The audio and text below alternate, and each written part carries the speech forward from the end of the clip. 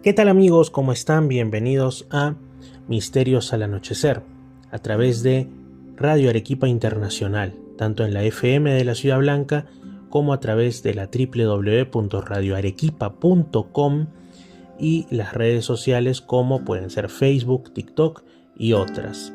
También un saludo para quienes están en estación Lamas 96.3 FM en la región San Martín, y a quienes nos escuchan los domingos en Imperial 299.5 en el sur de la ciudad de Lima.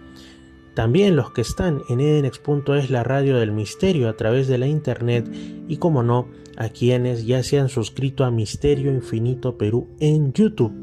Misterio Infinito Perú en YouTube, mi canal donde subo no solamente los distintos programas de Misterios al Anochecer, sino también otro contenido que espero les resulte interesante. Como digo, yo soy Fernando Chapi Martínez y en esta ocasión vamos a empezar de una vez con nuestra cita, porque hemos sido citados por los enigmas. Ocurrió este caso en un mes de junio, pero no junio de 2024. Sin embargo, estamos a unos días de conmemorar, por decirlo así, un aniversario más de este suceso que les voy a narrar. Un 11 de junio de 1976, alrededor de la 1:15 de la madrugada, cerca de Pizanson, en Francia, se encontraba una mujer de 21 años que respondía al nombre de Helen Gilliana. Bueno, estaba regresando a su casa en un lugar llamado Hostum. Estaba regresando sola en su auto por la ruta nacional 92, pero en un momento se desvía hacia la derecha, entrando por una pequeña carretera que además cruzaba un río, el río Isere, y de ahí empalmaba con otra ruta nacional. Recorrió más o menos unos 2 kilómetros por esa vía y estaba cerca a un lugar llamado Le Martinet cuando ocurrió algo que nunca olvidaría. De pronto el auto empezó a volverse más lento, más pesado y defectuoso en su andar, como si se estuviera quedando sin combustible, sin gasolina. Pero esto era imposible, porque la aguja en el contador, en el tablero, indicaba que el tanque tenía suficiente combustible como para que ella pudiera continuar con su ruta, digamos, con la mayor de las facilidades, con toda la normalidad, ¿no? El tanque no estaba vacío. Pero aún así, de pronto, las luces del auto se apagan y el motor se planta, se detuvo. Helen, sorprendida por el extraño comportamiento de su automóvil, no pudo pasar de forma más rápida de una sorpresa a otra, porque observó cómo aparecía un objeto como de un color, como una gran luz en realidad, como si fuera media naranja. Esa es la descripción que da, ¿no? Y estaba tan solo a unos 15 metros delante de ella en la misma carretera. Su reacción inicial, por supuesto, además del asombro, fue el susto, fue el terror. Así que, como para protegerse, cerró fuertemente, aseguró las puertas del auto y puso sus manos sobre sus ojos. Esa reacción tan, para algunos infantil, pero en realidad instintiva, que ya hemos comentado en otros programas, ¿no? Lo de taparte la cara como si con eso aquello que te amenaza, el enigma, el misterio, va a desaparecer cuando vuelvas a destapar tus ojos, ¿no? Pasó un momento muy largo en esa situación, con un silencio inquietante, esos silencios que, más que brindar paz, pues son casi el germen del terror, ¿no? La incertidumbre. Pero cuando ya había pasado ese momento y Helen decide mirar para ver si aquello había sido solo su imaginación, pues quizá en un primer momento sintió alivio, porque esa masa luminosa, como si fuera media naranja, ya había desaparecido, no estaba ahí. Así que decide continuar. Quizá pensó, a lo mejor he tenido algún tipo de alucinación y mañana deba ir a un especialista para saber cuál es mi condición de salud, ¿no? O qué habrá pasado. Quizá estoy muy cansada. Eso pudo haber pensado Helen. Pero de pronto decide girar la llave del auto y felizmente, continuó el viaje, continuó la ruta. Todo estaba normal, pero ella seguía como incómoda, como si algo pasara que no la dejaba tranquila. La impresión todavía estaba vívida en su mente, ¿no? Avanzó unos 3 kilómetros más allá hasta un lugar llamado Le Cancier, y en eso pues sintió que se había olvidado de dar un giro a la derecha en el camino, por lo cual su viaje estaba siendo más largo de lo habitual, pero aún así logró llegar hasta su casa con bastante demora.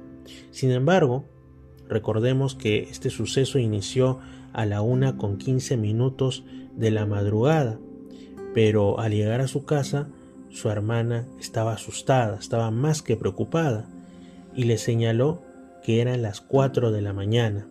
Habían pasado más de 2 horas, quizá alrededor de 2 horas y media, en las cuales nuestra protagonista Helen no tenía memoria.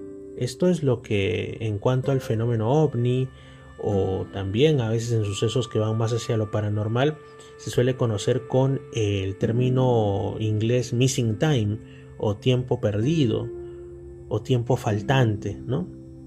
Debido a este suceso tan que cualquiera se preguntaría: ¿dónde estuve? ¿Qué me hicieron en ese tiempo? Quizá me desmayé, ¿qué ocurrió? ¿Qué se me ha borrado de la memoria? Pues debido a estas preguntas y a otras cosas extrañas que fueron ocurriendo, Helen decide tomar los servicios de un hipnotista, ¿no?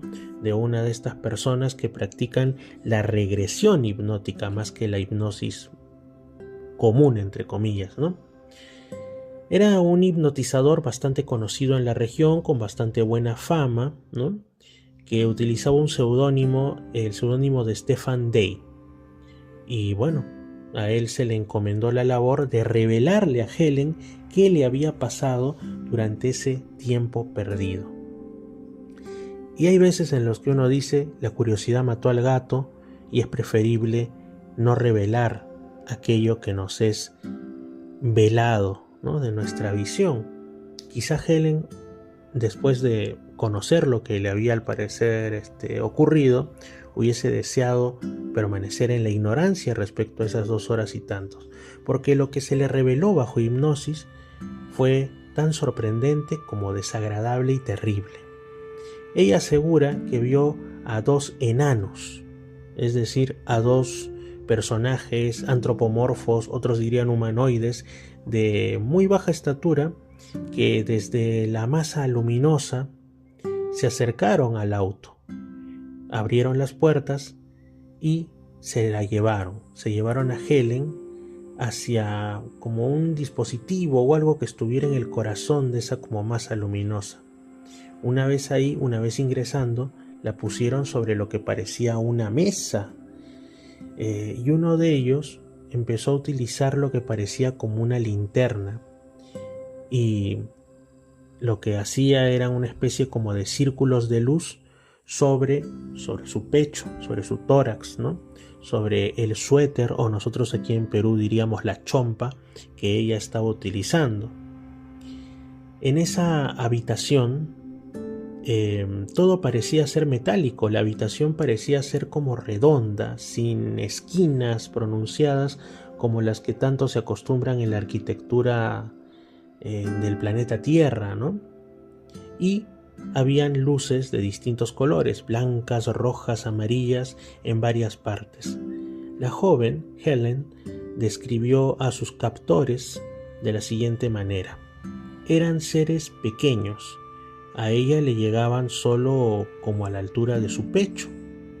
Describió que sus facciones eran feas, desagradables, tenían una pequeña nariz como aplastada y su boca también era pequeña. Estaban vestidos de una sola pieza, con trajes que cubrían incluso hasta sus cabezas. Quizás se parecerían a los típicos trajes de submarinista que también utilizan como un símil otros que quieren referirse a las experiencias que han tenido de abducción o de encuentros con estos seres supuestamente de otros mundos, ¿no? Pero lo más interesante, además de, digamos, de la situación en sí y de la apariencia de estos personajes, es que realizaban muchos gestos, como si estuvieran intentando, por una parte, hacerle entender algo a Helen, comunicarse con ella, como si fuese un lenguaje de señas improvisado, ¿no? Pero también se les veía que algunos de esos gestos parecían manifestar frustración, como que estaban incómodos ante la imposibilidad de hacerse entender. Una vez que sacaron algún tipo de información que ellos quizá hubieran requerido, tomaron nuevamente a Helen y se la llevaron de vuelta a su auto, a su coche. Pero la información que brindó Helen bajo la hipnosis regresiva, lo curioso es que no llena ese vacío de 2 horas y media en el tiempo. Así que queda la duda, y probablemente quedará por siempre, sobre si había otro tipo de información, quizá incluso tan traumática o tan chocante, que ni siquiera la propia técnica de la hipnosis lograba traerla nuevamente hacia el consciente, ¿no? Entonces también nos queda eso como una pregunta para otros casos, ¿no? Que se toma la hipnosis regresiva como que es la mejor forma de develar aquello que de pronto ha quedado oculto, ¿no? Si es acaso el medio que puede hacer que toda esa información salga a la luz, o si hay otras cosas que quedan para siempre perdidas en el subconsciente. Bueno, nos da bastante que pensar este caso, ¿no? Y sobre todo también el hecho de que los supuestos extraterrestres o captores, pues, de Helen no se parecen a los típicos protagonistas de estos incidentes, ¿no? Que son los denominados extraterrestres o alienígenas grises, ¿no? Con grandes ojos negros, sin nariz, sin boca, sino que aquí la fealdad que le transmiten a la persona que ha pasado por esta experiencia es porque sí tienen rasgos, pero no se corresponden con, vamos a decir así, los cánones de belleza humanos, ¿no? Sorprendente este caso. Ahora vamos a pasar a uno más. Seguimos en Europa, pero ya no en Francia, sino en Suiza, en un lugar llamado Schmidt-Ruti. La fecha, un 4 de febrero de 1979. Este caso, pues, involucra ni más ni menos que a Calliope Meyer, que está relacionada a Billy Meyer, como ustedes pueden inferir, ¿no? Menciona Calliope que ella estaba viniendo de la cocina de la casa donde vive o vivía con Billy Meyer, ¿no?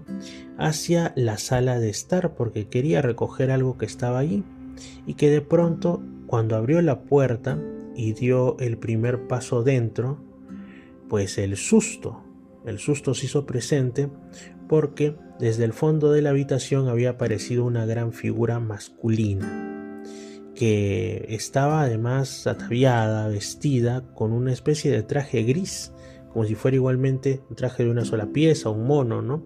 Con una abertura grande y redonda en el cuello, como para que en ella se pusiera alguna especie de casco, ¿no? Ahí enroscado. Sin embargo, ese hombre, ¿no? Porque parecía un ser humano, no estaba con casco, así que se le podían ver bien las facciones. Alrededor del cinturón habían como una especie de artilugios o cosas extrañas que estaban allí empotradas, estaban allí atascadas. Este personaje tenía una apariencia como de ser ya de una edad medianamente avanzada, porque ostentaba una gran barba. Miró por un segundo y luego dio un paso hacia atrás, tomó un pequeño dispositivo de los que estaban en su cinturón con la mano izquierda, y en ese momento es como si de una fracción de segundo a la siguiente hubiese desaparecido, se hubiese desvanecido sin dejar ningún tipo de rastro, sin sonido y sin nada, como si nunca hubiera estado ahí.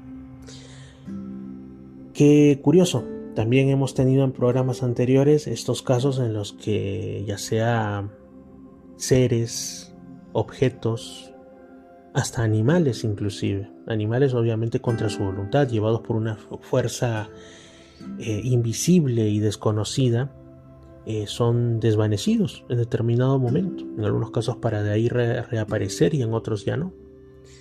¿Qué es lo que estará detrás de todo esto? Una gran pregunta. Otro casito. Nos vamos hasta el otoño de 1969, el año en el que supuestamente llegó el hombre a la luna. Seguimos en Europa, en este caso en Lasów, Polonia. La hora entre las 9 y las 10 de la noche locales.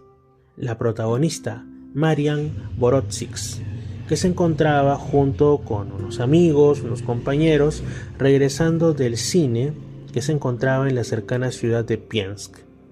Habían tomado para regresar a su lugar de residencia un atajo que pasaba por ciertos campos. Estaban hablando entre ellos cuando de repente Marian miró un árbol, concretamente un roble, que estaba bastante cerca de ellos, y lo que le llamó la atención no fue el roble en sí, sino una figura que parecía extraña, no parecía que fuese simplemente un caminante que se había quedado ahí descansando. Era una figura que catalogó como extraña. Por eso se sorprendió y le informó esto a sus amigos que la acompañaban. La figura parecía estar quieta, sin moverse, como si los observara, como si los mirara. Pero en ese momento, como un instinto que te avisa, Marian asegura que se le pusieron todos los pelos del cuerpo de punta, ¿no? Como cuando incluso puede ser que haya una electricidad estática o algo en el ambiente, ¿no? Pero era como que uno de esos mecanismos del cuerpo por los que te avisa que te estás enfrentando a lo imposible y a algo potencialmente amenazante y peligroso. La figura era de una altura media y aquí viene lo realmente espeluznante. Es que su cara parecía ser de un color gris y sin ningún rasgo facial. Es decir, otra vez, el auténtico hombre sin rostro. Pero en este caso en Polonia. Como una especie de Slenderman antes del Slenderman, ¿no? Solo que este no era tan slender porque no era excesivamente delgado ni alto, ni estaba vestido de frac, sino simplemente estaba ahí, hecho un descarado, porque no tenía cara, obviamente. Seguimos con la descripción. Bueno, Marian lo dijo así. La figura era de una estatura media, su rostro, su cara era como de un gris, un tono que no era pues el correspondiente a la piel de un ser humano, y no tenía ningún rastro de ojos, ni de nariz, ni de boca, nada. Era como una pizarra en blanco. Se le veía el cuello, la forma de la cabeza era visible, perfectamente visible, sobre todo porque estaba un tanto iluminada. Estaba rodeada su cabeza como de un resplandor amarillo, quizá recordando un poco a esas imágenes religiosas con la aureola, ¿no? La aureola alrededor de la cabeza de los que son tomados como santos. Pero esto no daba buena espina, no era como que fuese un santo. La parte inferior del cuerpo del ser también emanaba un brillo, pero este brillo era como de un color azulado, un azul clarito, quizás celeste. Y aunque pues había este brillo, era como una luz sólida o localizada, porque no iluminaba los alrededores. No era que el suelo también mostrara ese brillo, o la cercana vegetación, el roble, no, solamente era como que ahí se quedase, rodeando a este ser.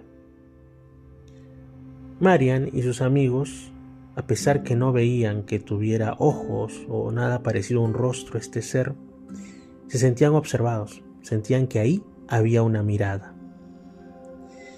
Cuando intentan, en esos segundos que se hicieron eternos, quizá darse una explicación de qué era eso que estaba ahí apareciéndose, quizá Marian pensó que se trataba de un ser bueno, angélico, por, como digo, ¿no?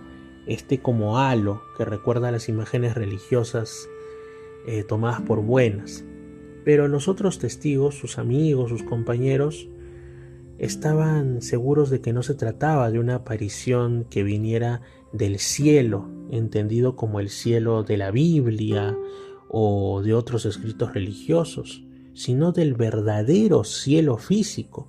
Es decir, estaban seguros que se trataba de un ser extraterrestre, de un ser del espacio exterior. Este encuentro fue presenciado en total por 4 personas, Marian y sus 3 amigos.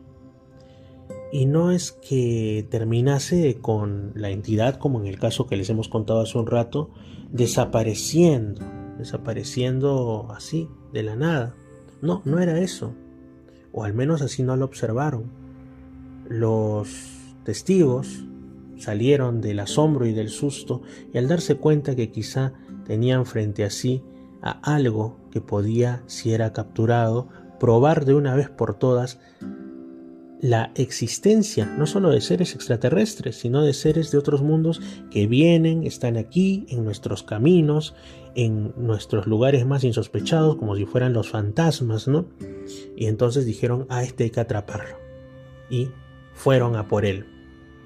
Optaron por intentar capturarlo. Pero este humanoide, instantáneamente, quizá porque ya había tenido contactos con los seres humanos y los había estudiado antes, se dio cuenta de qué era lo que pretendían, y era que no le iban a dar un abrazo de bienvenido a nuestro mundo.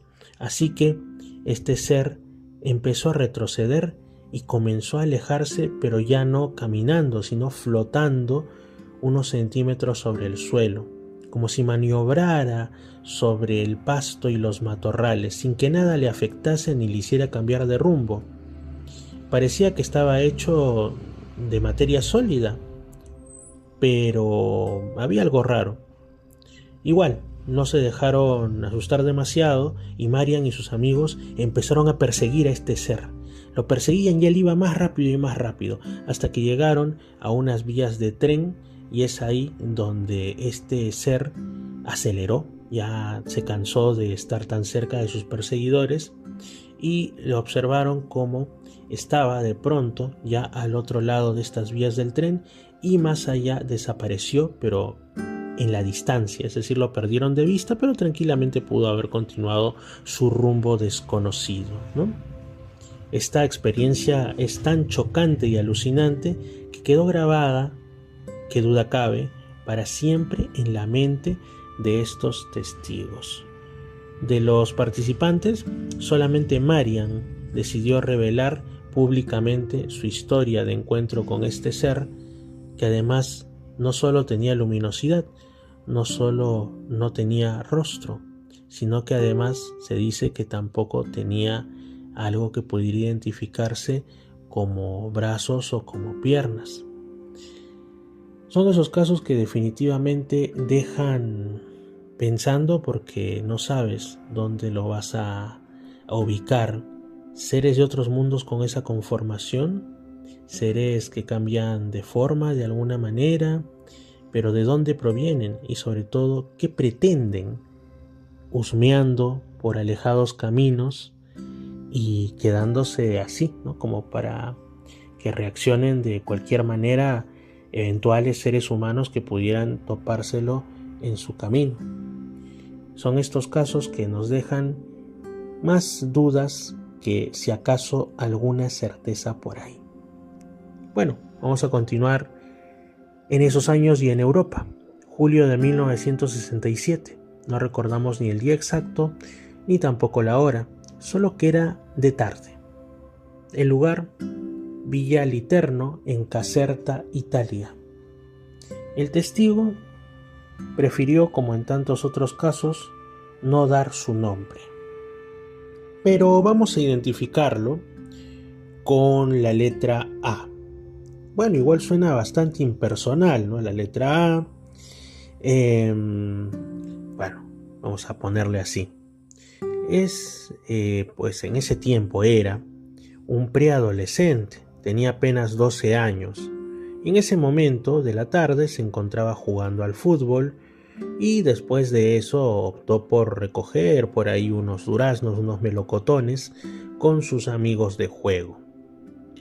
Después continuaron con el fútbol y en una de esas la pelota sale del improvisado campo de juego y terminó en unos sembríos cercanos, al parecer de maíz. Así que nuestro amigo A se dirige hacia la zona donde había visto que había caído la pelota, el balón, para recogerlo. Va solo, pero después de cruzar el campo, ve delante de él, a unos entre 30 y 50 metros de distancia, un extraño objeto, un extraño artefacto que estaba en el suelo. A él le pareció que el objeto estaba como lanzando resoplidos, como suspiros, que comparó con el sonido de un ferrocarril o un tren, ¿no? Este sonido característico que tienen. Mencionó A que el objeto tenía una base circular y estaba rodeado de un gran número como de tubos, como si fueran tubos de metal de varios tamaños y colores. Al principio, A pensó que quizás se trataba de algún tipo de máquina agrícola novedosa que él a su corta edad, a sus cortos 12 años desconocía, quizá un ingenio de esos que crean cada tanto la tecnología, las empresas, quizá era una novedad, por eso nunca lo había visto antes. Quizá pensó podía ser una trilladora, así que después lo pensó mejor y observándolo más, la forma inusual del objeto le hizo reconsiderar sus hipótesis, pero igual no pensó en ese momento que se tratara de algo de otro mundo, por supuesto que no. Sin embargo, la visión que tenía del objeto no era perfecta porque no estaba tan cerca. 30 a 50 metros son bastantes. Y además había un sol brillante. Así que esto también como que obstaculizaba, posiblemente estaba contraluz. La sorpresa aumenta cuando nuestro joven testigo logra ver que hay una persona. Hay alguien que está detrás del objeto, pero está vestido con un casco y con lo que parece ser un traje de vuelo, casi como un astronauta o algo así, posiblemente. El casco y el traje eran de un color oscuro y este ser estaba realizando una acción que a A le pareció que era como mantenimiento de esa maquinaria, o sea, como que se le averió el ovni y decidió estacionarlo un ratito para cambiarle las tuercas, algo así más o menos. Los gestos que hacía el personaje desde el punto de vista del testigo era como si estuviese reparando alguna parte de lo que fuese ese objeto, ¿no? Así que el pequeño pues empieza a moverse, empieza a caminar unos metros hacia donde está el objeto como para poder observarlo mejor, porque el sol lo estaba obstaculizando demasiado. Para él, pues esta entidad, este ser, era muy similar o igual, idéntico a un ser humano cualquiera de una altura media y con un físico, bueno, bastante delgado en realidad. De vez en cuando, mientras este ser se encontraba como trabajando, el objeto empezaba a emitir chorros de vapor, pero estos chorros no emitían ningún sonido. De pronto, se observa que un segundo individuo, muy parecido al primero, con el mismo traje, el mismo casco, aparece también por detrás del objeto, y este sí se percata de la presencia de A. Es como que mediante gestos, como si algo dijera, pero no puede escuchar A nada de una conversación o algún murmullo, como que este segundo individuo llama la atención del primero respecto a que tenían compañía, a que un niño los estaba observando. Así que se da la vuelta el segundo personaje y nuestro testigo y ese sujeto intercambian unas miradas, como que se inspeccionan mutuamente. Bueno, los dos seres al final deciden volver al objeto y después de unos momentos este se levanta en el aire, a no muchos metros del suelo, y después, como si le pusieran a turbo la potencia, sale disparado en una trayectoria oblicua hacia los cielos. Ahí es cuando posiblemente el pequeño se dio cuenta que no se trataba ni de que estaban reparando una maquinaria moderna y novedosa del campo, ni tampoco que podía ser algún ingenio volador perfectamente terrestre que estaba siendo reparado en ese campo por algún motivo. No, sino que se empieza a cuestionar si esto era como en las películas, ¿no? Y se trataba de un encuentro con seres de otros mundos. Pasa un tiempo y obviamente los amigos estaban esperando aún que fuera con ellos y con la pelota, con el balón para continuar jugando. Se preocupan y van a su encuentro. Pero lo raro del asunto es que sus amigos al principio no lo ven, no ven nada. Después es que ya lo encuentran. Y les cuenta también, miren, esto es lo que ha pasado, pero como no habían evidencias, pues no toman muy en serio su historia. Lo toman como que quizá estaba jugándoles una broma o que había tenido algún tipo de, no sabemos, ensoñación. Y ahí acabó eso. Pero nunca lo olvidó. Tanto así que cuando muchos años después relata este caso a unos investigadores, ni siquiera ahí se animaba a dar su nombre, solo su inicial. Vamos a avanzar en el tiempo, casi hasta el límite con nuestro siglo XXI, pero nos detenemos un poquín antes. En septiembre de 1998, dejamos Europa. Pero no se equivoque usted, no estamos tampoco hablando de América, ni de Asia, sino de lo que para algunos es de por sí una isla tan grande que le llaman isla continente. Para otros no lo es, simplemente es la isla más grande del continente de la Oceanía. Pero dejando estas discusiones geográficas a un lado, por supuesto que es Australia. Esto ocurrió cerca de una localidad llamada Nanango, en el estado de Queensland, en Australia. Como ya dije, septiembre del 98, no sabemos el día exacto, pero sí que era de noche, estaba oscuro. Un señor de nombre John Grayson estaba conduciendo su auto, su coche, por un camino muy solitario, un camino que tampoco era totalmente asfaltado, era más como estos que tanto abundan en nuestro país, ¿no? De tierra firmada. Este camino de tierra pasaba cerca de la ya mencionada Nanango, cuando en eso se sobresalta porque observa una luz roja que estaba acercándose a él por detrás. Lo vio en su espejo retrovisor. Mirando John Grayson por su ventana, pues pensó que podía tratarse de un coche, un auto de la policía que estuviese pasando por ahí, o que incluso hubiese advertido alguna infracción de tránsito o algo por el estilo, sin duda algún error. Entonces, bueno, espera, pero ¿cuál es la sorpresa? Cuando John se percata que no era un coche ni de policía ni de nadie, sino una máquina con forma como de balón de fútbol, oscura, del tamaño, sí, eso sí, de un coche, de un auto. Esta irradiaba luz roja, que en ese momento es como que se apaga, mientras que al mismo tiempo se observa una como ventana grande a través de la cual había dos seres que parecían plenamente humanos, pero tenían como indumentaria unas como gorras que parecían de un material parecido similar al cuero, y una ropa también como que así, todo muy normal. Y miran al testigo, miran a John sonriéndole, como para inspirarle confianza o como para relajar un poco la tensión. En ese momento otro ser aparece parece como si hubiera salido de esa máquina, desde una puerta que estaba al otro lado, y empieza a acercarse a John. De pronto ocurre un suceso bastante raro. Es como que se abre la puerta y asoma una especie como de varilla que apuntó a John y lo paralizó en el momento.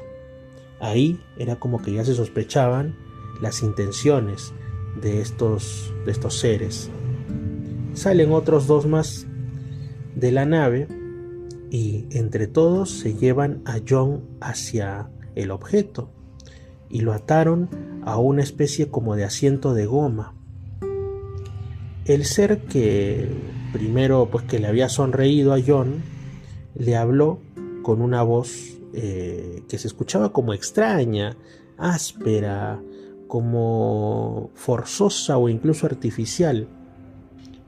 Intentó como articular palabras, eran definitivamente palabras, no eran gruñidos ni nada de eso, pero John no le podía entender, era un idioma desconocido. Entonces este ser se dirige hacia los otros y es como si estuvieran intercambiando ideas. De pronto pues John siente que la máquina, la nave o lo que fuera, empieza a moverse a gran velocidad, pero que de repente ya estaba descendiendo. Para esto John estaba pues en un estado de terror absoluto y sobre todo que estaba plenamente inmovilizado, no lo olvidemos.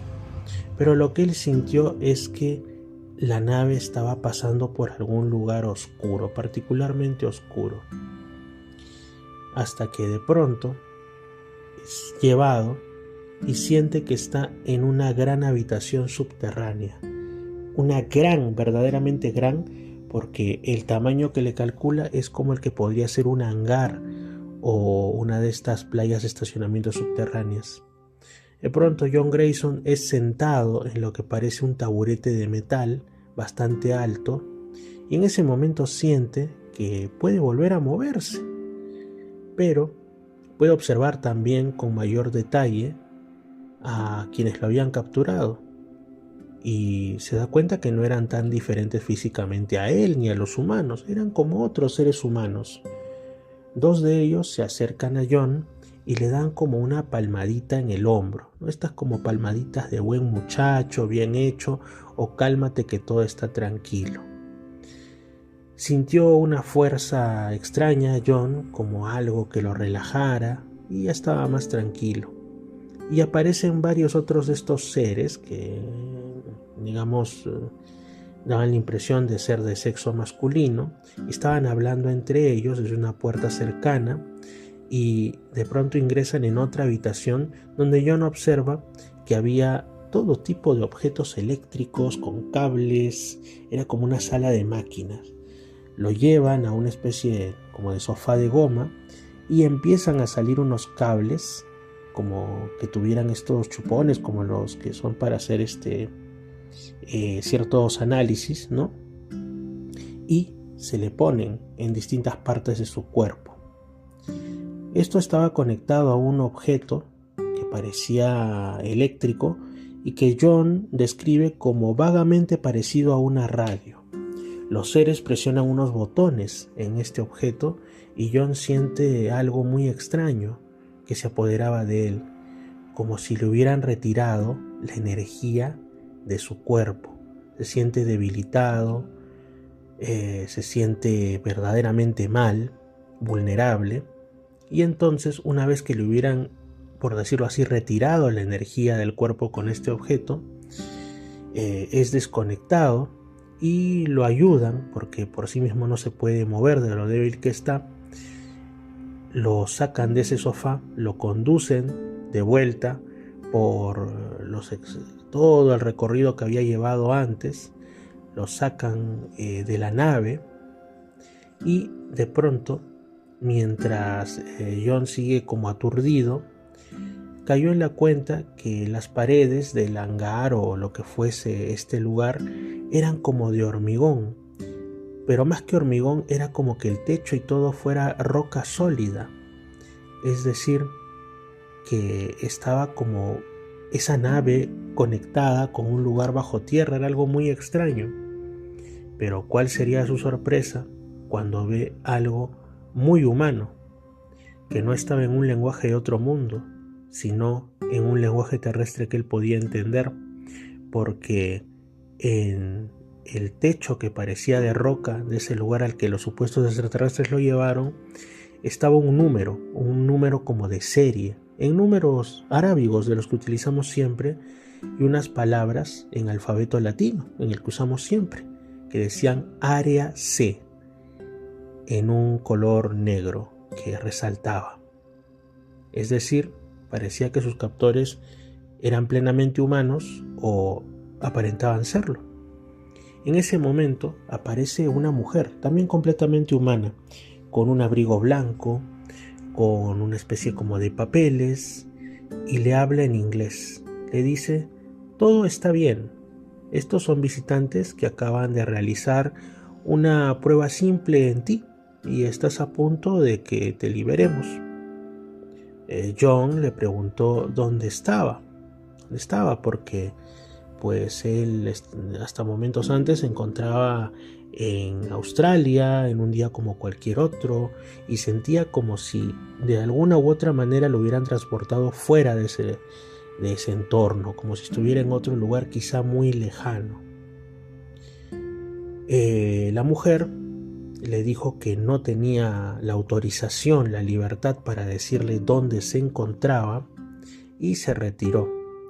Entonces, nuevamente a John se lo llevaron y empezó a sentirse como si no tuviera gravedad. Y 3 seres estaban a su alrededor y empezaron a hablar entre ellos en ese lenguaje extraño que hacía rato John había escuchado de sus bocas, ¿no? Sentía como que el objeto en el que él estaba, la nave supuestamente, se estaba elevando otra vez a gran velocidad hacia arriba, a través de como una especie de eje redondo. Y bueno, de pronto la nave es como que hubiera estado bajo tierra, como decimos, conectado con el subsuelo, y que había salido nuevamente a la superficie. Y bueno, al poco tiempo, pues los seres dejaron a John fuera de la nave junto a su auto, como que ya habían culminado efectivamente de realizar, como dijo la mujer del abrigo, una simple prueba en él. Pero John estaba traumatizado, además de débil por esta sensación de que le hubieran extraído la energía. Así que se quedó ahí, al lado de la carretera, en la oscuridad, como atontado durante buen rato, mientras observaba cómo la nave salió disparada hacia el cielo en medio de la noche. Son esos casos, amigos, que les traemos. Algunos son como un tanto extensos, pero se los traemos para su consideración en Misterios al Anochecer, para que vean que el tema del fenómeno ovni, el fenómeno paranormal y todo ello, no es una cosa simplemente de casos repetitivos, sino que hay otros que son verdaderamente que escapan incluso a los límites de lo ya ilógico, ¿no? ¿Qué les parece si ahora dejamos el mundo occidental, dejamos Europa, Australia, ¿no?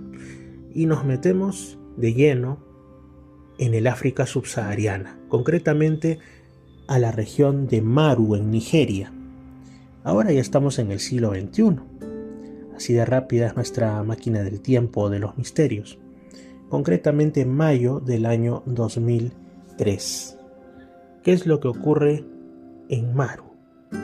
Pues ni más ni menos que un grupo de mujeres en esta ciudad, más que una región, es la ciudad de Maru, que está cerca a un río llamado Zamfara, queda en el norte de Nigeria, en la parte musulmana de Nigeria, porque es un país que el norte es predominantemente musulmán, el sur es predominantemente cristiano, y al centro hay como que una mezcla entre ellos y también algunos grupos de religiones animistas, ¿no? Bueno, en el norte musulmán se encuentra Maru, y pues Estas mujeres lo que relatan es que tienen que permanecer durante la noche a buen recaudo dentro de sus casas, dejando de hacer sus actividades comunes porque tienen miedo. Se ha desatado entre ellas el temor a una extraña criatura que no solo se les aparece, sino que hace como el amago de querer perseguirlas, quizá capturarlas. La agencia de noticias principal de Nigeria logró tomar su testimonio y le dijeron que esta criatura misteriosa, este ser extraño, era como el mítico centauro. Las mujeres aseguraban que era como mitad hombre y mitad equino, mitad caballo, y que se aparecía continuamente a primeras horas de la mañana, al amanecer, o en esa otra hora límite, ¿no? Como si fuese el quiebre no solo entre la oscuridad y la luz del sol, sino para algunos también entre realidades, ¿no? A la hora del atardecer, cuando ya empezaba la noche y las estrellas. Las mujeres se lo tomaban totalmente en serio, ¿no? Al punto que rompían su rutina por temor a poder nuevamente encontrarse con este ser imposible. La criatura, como ya he mencionado, tiene paralelismo con aquello de lo que hablaban los griegos antiguos, pero lo que mencionan en esta versión nigeriana es que los rasgos de la parte humana de este centauro eran como los de cualquier varón africano, ¿no? El color de piel, los distintos rasgos de la cara. Decían que su cabello era corto, tenía como el torso de un hombre musculoso, dos brazos plenamente humanos, pero las cuatro patas eran equinas, y desde el cuello humano hacia abajo, eso sí, la piel como de raza negra, tenía también una coloración por ahí como que de algunas rayitas como emulando un poco las que podría tener la piel de una cebra, ¿no? Esta aparición llegó a ser relativamente frecuente y paralizó incluso las actividades sociales y económicas durante la noche en esa ciudad, porque lo que contaron las mujeres se esparció entre otras familias y otros grupos que le dieron pleno crédito, quizá porque también en alguna ocasión habían sido testigos de apariciones así o más extrañas, o ya había algo en la tradición del lugar al respecto, ¿no? Se dice que durante algún tiempo, desde las 4 de la tarde, es decir, bastante temprano, hasta la salida del sol de la mañana siguiente, la gente dejó de salir. Todos se resguardaban en sus casas, seguramente con los comestibles para pasar la noche, y no salían afuera de ellas ni para ver qué pasaba. Al parecer, esta criatura apareció en diferentes lugares cercanos y pues no se tiene noticias de que esto haya ocurrido más allá de ese mencionado año 2003. Es decir, es un misterio de hace bastante tiempo, inicios de este siglo XXI, que a día de hoy, por supuesto, no nos deja de sorprender aún. Y ahora, para cerrar esta edición de Misterios al Anochecer, les quiero contar algo que me ocurrió a mí en primera persona. En sí no es algo que tenga tanto como de extraño, paranormal, misterioso o esas cosas, pero no deja de ser interesante, ¿no? Resulta que por mi trabajo en el área de la salud, bueno, yo soy trabajador social, me tuve que movilizar hasta un punto, digamos, bastante alejado de la provincia en la cual realizo mis labores. Todo interesante, ¿no? En el sentido de que se trata pues de brindar un servicio, sobre todo a aquellos que tienen más lejos de sí los distintos servicios que el Estado ofrece. Y bueno, hubo que atravesar no solamente esas grandes carreteras de la Amazonía que son los ríos, ¿no? Sino que en esta época del año, esos ríos no tienen mucha agua. Así que hay abundantes bancos de arena, las embarcaciones, que son unas canoas con un motor agregado, bastante simples, amenazaban con volcarse cuando se chocaba con algún tronco por ahí flotante o algún banco de arena. Había que bajarse a empujarlos, toda una travesía, todo un tema. Así unas 2 horas o más inclusive en trayecto de ida y de vuelta en estas embarcaciones artesanales. Después había que caminar, incluso por parte del propio río, rogando que no hubiera ese barro que te hundes, como si fueran arenas movedizas, ¿no? Después internarse en la zona del bosque para buscar las comunidades a las que estábamos yendo. Y la verdad que como pues uno está por motivos laborales, tampoco es que se va a detener a preguntar por asuntos del misterio. No es el momento. Cada cosa tiene su lugar. Pero eso sí, pasaron algunas cositas, ¿no? Una mejor dicho. Resulta que en una de estas comunidades, bueno, en ninguna de las dos y en muchos kilómetros a la redonda, pues no hay cobertura móvil, no hay señal de celular. Pero uno de los señores me dice, mire, ¿sabe qué? Allá está el local comunal. Usted ve que en la esquina hay unos ladrillos y al lado hay una silla. Muy bien.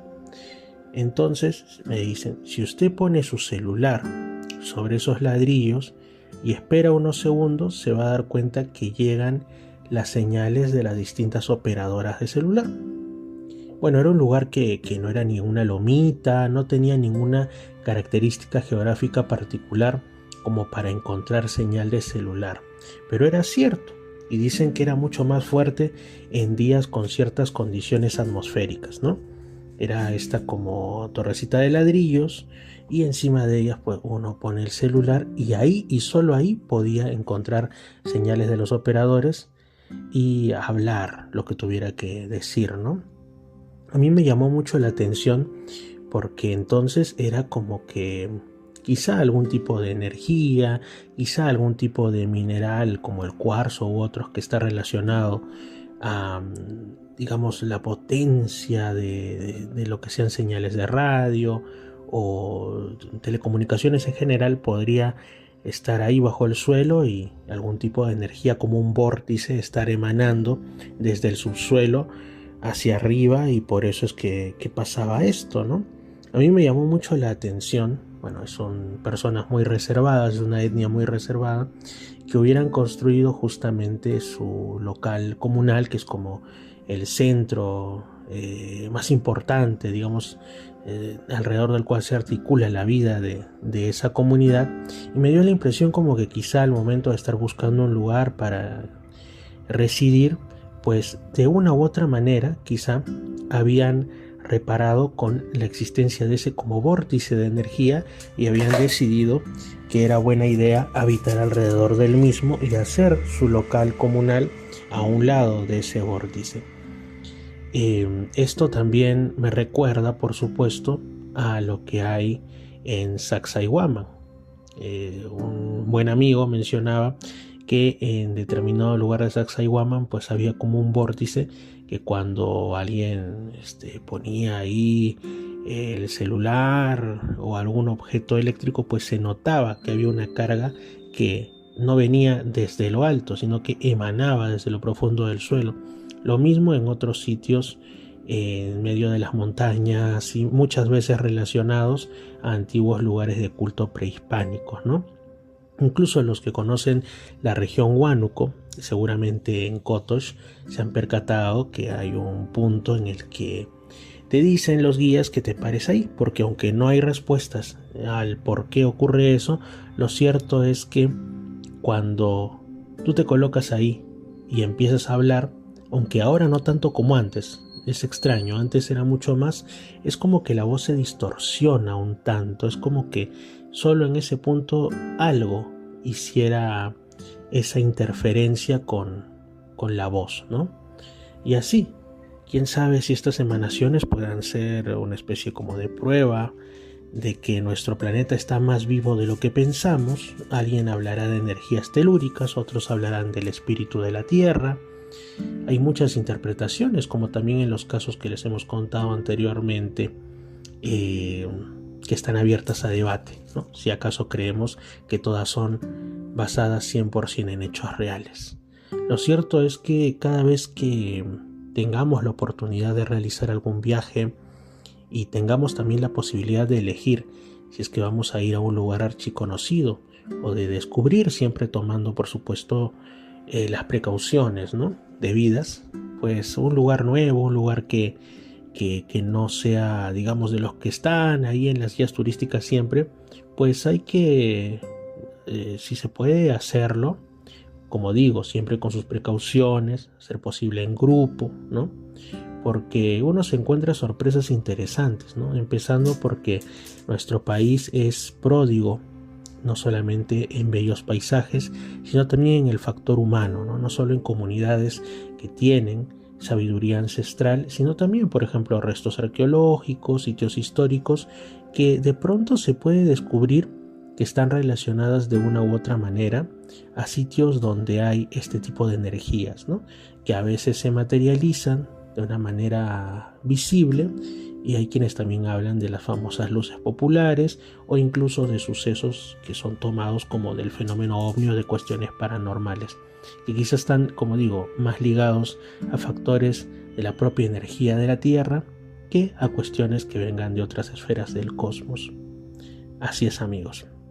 Bueno, hemos llegado al final de esta edición de Misterios al Anochecer.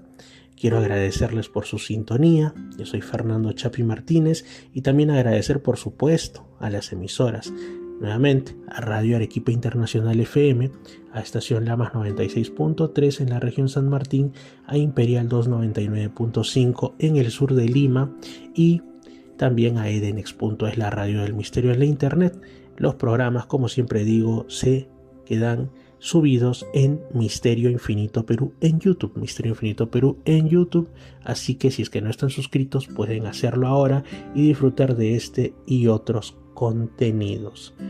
Si ustedes pues tienen por ahí algún suceso al que no le hayan podido dar explicación, les ha ocurrido alguna circunstancia curiosa que quieran compartir, porque recuerden, a todos, sea que lo contemos o no, independientemente también del intento de respuesta o de explicación que le demos, estoy seguro que a todos nos ha pasado por lo menos una vez, y en realidad más de una vez en la vida, algo que no hayamos podido explicar, algo que sea plenamente extraño a nosotros. Y en lugar de que quede como una anécdota destinada al olvido, habrá quienes decidan contarlo. Si es así, pues a mí me pueden encontrar en mi Instagram, @Misterio Infinito Perú, @Misterio Infinito Perú en Instagram, o también, por supuesto, pueden dejar algún comentario en Misterio Infinito Perú en YouTube, como les dije. Ahora sí me despido, Dios mediante. Si están en Radio Arequipa Internacional, nos escuchamos mañana a la misma hora. Si están en Imperial 2 o en Estación Lamas, nos escuchamos dentro de 7 días. Como siempre, como lo digo y es así, si Dios así lo permite. Que tengan pues muy buenas noches. Estoy grabando esto el día jueves 6 de junio, así que mañana es feriado, viernes 7, Día de la Bandera. También creo yo que es una ocasión muy importante para reflexionar sobre el patriotismo, sobre nuestra unidad como país, como patria, y sobre qué podemos hacer, no solo para dejarle un mejor país a nuestros hijos, a nuestros descendientes en general, sino también en el presente. Es cierto que vemos a los demás como nuestros hermanos peruanos. Yo la verdad que cuando hago estos recorridos por mi trabajo y todo ello, yendo a comunidades y todo, no puedo evitar que me embargue un tanto la tristeza, porque digo, ¿cuánto nos falta por construir como nación, ¿no? Ese sentido de auténtica unidad donde todos tengamos los mismos, no solo derechos en concreto, sino sobre todo las mismas oportunidades cuando llegará ese maravilloso día. Bueno, tampoco hay que dormirnos en ello, hay que construirlo también, poner nuestro granito de arena y que haya un efecto multiplicador en el que cada vez más los unos y los otros nos apoyemos como hermanos de una misma tierra. Ahora sí, amigos, un fuerte abrazo, Dios los bendiga y hasta la próxima edición de Misterios al Anochecer.